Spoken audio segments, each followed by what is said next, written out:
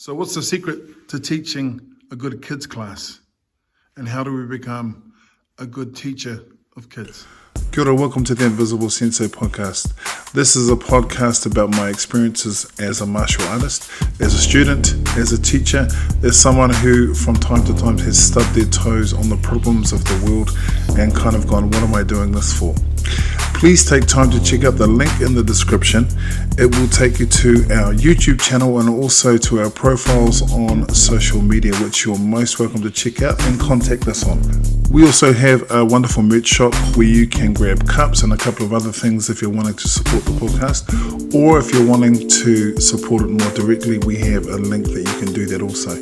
Either way, enjoy the podcast. Thanks so much for tuning in, and keep training, keep smiling, keep enjoying, and most importantly, keep developing. I started teaching kids as a punishment. So I came up in a dojo in which my sensei was extremely, shall we say, tolerant to a point of my my different personality traits, shall we say. Yes, a little bit arrogant, a little bit up myself. Not at times. Yeah. How would I define it? I would say, just different. I had finally become a shodan, and for me, shodan was about my power over other people. I started to want to instruct, and I wasn't a very good instructor because I would generally try and train everyone in the same way. I would generally try and train them in a manner that was about patting my ego as opposed to building their technique or their experience. I think my sensei realized this, and I was asked to help teach the kids class. As a cocky 18-year-old, I took as a little bit of an insult, but if you want to go to the dojo, you got to do this. And as I remember, I was not that hot at paying fees, so it was probably the very least that I could have done. Anyway, so I go to start teaching the kids class, or assist teaching the kids class, and I started by trying to teach them in a manner that I'd been trying to teach the adults. Lots of repetition, make it really hard, and then the kids just ran all over me. It got quite embarrassing too, because it was me trying not to listen to them, but try and get them to listen to me. And what I needed to do was evolve with the situation, to adapt and then kind of create some strategies. And if you've spent 2 minutes with me, you know that I myself am a very large kid, very old, but very large kid. I had to try and find ways that would create a vocabulary that would teach the same things in, say, 20 different ways. Like for me, for instance, stances. Stances are always a really hard thing, and if you're doing kihon kata or pinana kata, depending on your style, that first turn and that first kata is killer to teach.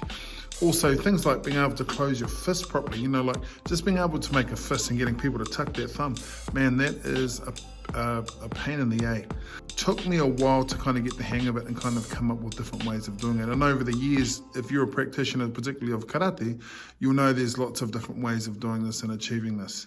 But I think what kids have taught me and training children has taught me is that it is about drawing things out of them as opposed to trying to push things into them. And it's not a kind of a formula, it's not some sort of tacky kind of formula for getting the kids' attention. I think it's about really listening. It's about setting some boundaries. I try to set some boundaries. But also, when you see a kid do something good, acknowledge that. I was watching something the other day, and on it, this father was talking to a son, and so it was, a work of fiction, and talking about how proud he was. And in it he said, I don't care what you do, I've got your back, I'm proud of what you're doing, and I'm proud of the fact that you're trying. Now that's kind of a soppy way of saying to me that if more fathers said that to their sons, if you're a male, very rarely do we hear these things. So not wanting to take the place of parents, but certainly recognizing the power of a statement of affirmation, of positive affirmation. And it can be something like, hey guys, watch this is really good, I like how you're holding your hand, you're making your stance, you're doing this, you're doing that. It's not to go over the top with praise, but it's to let people know that you see them, especially kids, because I think a lot of times, depending where you're from, they are taught to be seen and not heard. So teaching kids can actually be a really wonderful way of formalizing the art in your own mind. And also looking at expectations. So I approach teaching kids with the expectation of, in the beginning I want them to learn all these kata and breakfalls and this and that, but then what I had to do is go, okay, realistically, working with this child or this group of children, what is going to be a realistic expectation? What is something which is going to lift their level and push them past the place where they thought they could go without making them walk away and feel like absolute failures? And at the same time, you wanted to keep that sort of status of, well, status is probably a poor word, but you wanted to keep that relationship of discipline. So becoming pally and too, what's the word, familiar can actually work against that. I'm not saying be a dictator or run around and sort of, treat them like they're plebs, but keeping a relaxed form of discipline with clear boundaries, for me, is really, really important. Also, I found that making sure that I have someone that I can turn to for some critique in terms of my teaching style is really important too. And I think being able to receive feedback and then trying to incorporate that without the need to go, well, what I was trying to do. It's really important when teaching kids that we do so in a way which is appropriate, but is in a way which lifts the bar every time they train.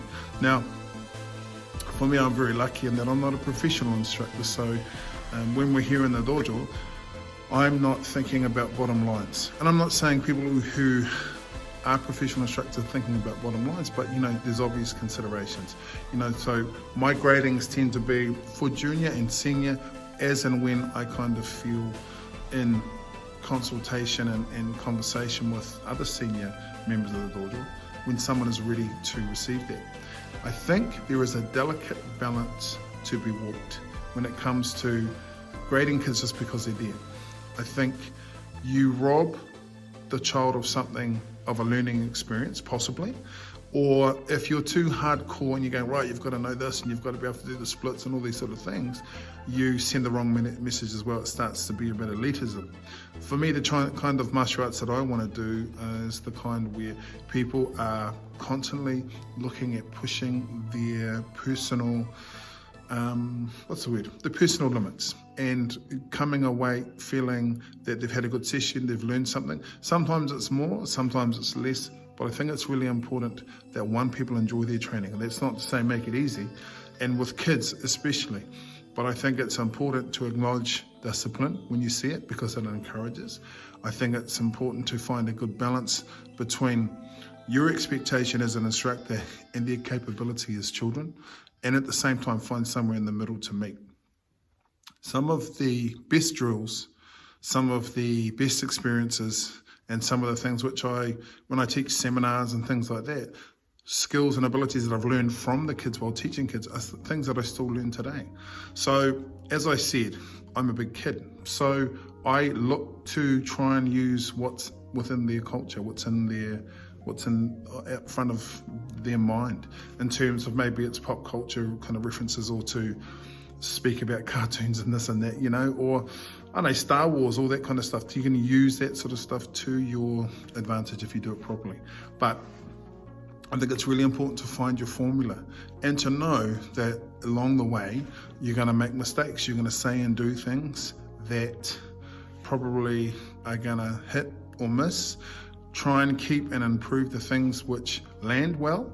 Try and let go of the things which miss, and also seek counsel, seek advice from people who are in the session, but also perhaps people who teach, who are teachers or whatever. Set up good communications with the people around you, and you'll find that your ability as a teacher and your ability as a sensei and as a student and your ability to teach and internalize these techniques are really going to improve.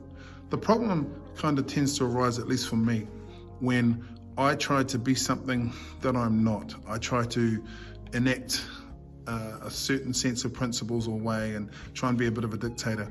I'm not a dictator by nature, but I do believe in discipline. So it's up to you. That's the fun of it. The fun of it is that you get to design your own style, your own way of teaching, as long as it does a couple of things. As long as it's consistent with the principles, good principles of teaching and of the dojo, and that students are getting the best out of it, and that you're able to articulate things which you feel within the values of you as a teacher and as a person, I think it's really good. Push, always push, not easy. It's not about making things easy, and it's not about pandering, but sometimes it's just about finding your way and being prepared to make mistakes. That's what I'm finding as a teacher of children, and they are the gift that keeps on giving, and they are the greatest teachers that I've ever experienced. Training kids, yes, it can be a pain in the A, but also they can be the greatest sensei that I've ever had.